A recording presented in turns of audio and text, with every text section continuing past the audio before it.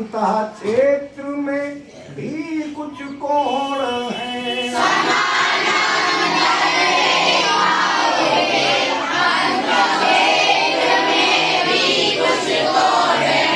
छोड़ कोण को कोण बने जो बेअंतः एकांतर कोण है।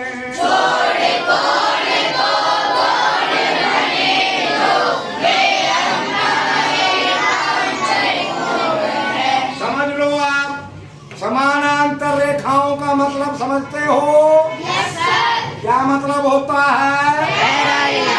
हाँ, अंतः क्षेत्र का मतलब हमने लिख दिया है, ये बताया नहीं है अभी तक। इनर पार्ट, अंदर का भाग। तो पैरेलल लाइंस के इनर पार्ट, जैसे ये पैरेलल लाइन है तो दोनों के नीचे बीच में जो है वो इनर पार्ट है, अंदर का भाग है। समझ गए? Yes sir. तो पैरेलल लाइंस के अंदर के भाग में भी कुछ कोण बने होते हैं। अभी उनके बारे में नहीं बताया है, आज उनके बारे में समझ लो। और उनमें से अब जैसे अंदर के भाग में बना CDE, 4 एंगल्स बने अंदर के भाग में। Yes sir. छोड़ कोण को कोण बने जो बेअंतः एकांतर कोण है।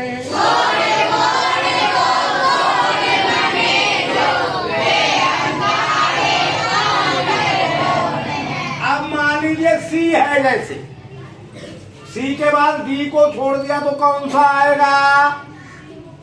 अरे दिखाई नहीं दे रहा है? E आएगा, CDE आ जाएगा। यानी एक कोण छूट गया बीच में। तो छोड़ कोण को कोण बने जो बेअंतः एकांतर कोण है।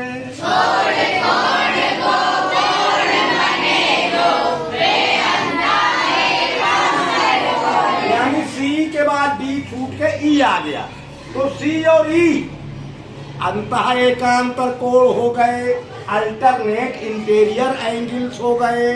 समझ गए अल्टरनेट इंटीरियर या नहीं? Yes sir. तो अल्टरनेट इंटीरियर के कितने जोड़े हैं इसमें? 2 जोड़े हैं। D का हो गया F और C का हो गया E। समझ गए बात? Yes sir. अब देखना ये है इनकी प्रॉपर्टी क्या बनेगी, ये भी तो देखना पड़ेगा। Yes sir. समानांतर रेखाओं के अंतः क्षेत्र में भी कुछ कोण है।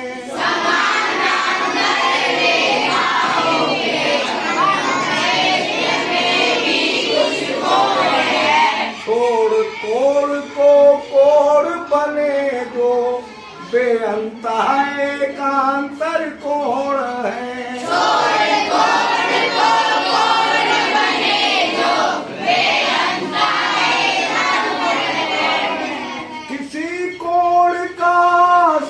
विमुख है एक कोण अंतः एकांतर।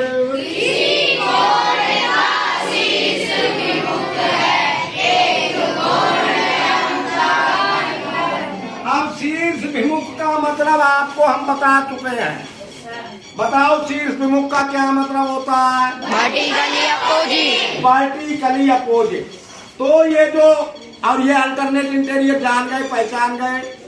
मान लीजिए C का अल्टरनेट इंटीरियर E है या नहीं है? Yes sir. तो C किसी का वर्टिकली अपोजिट भी है। किसका वर्टिकली अपोजिट है? A का। तो एंगल A बराबर C है या नहीं है? Yes sir. एंगल A बराबर एंगल C, क्योंकि वर्टिकली अपोजिट। ये तो बात जानते हो ना? Yes sir. ऐसे ही, हाँ अभी नहीं, तो C का वर्टिकली A, पहला जिसका शीर्ष विमुख है,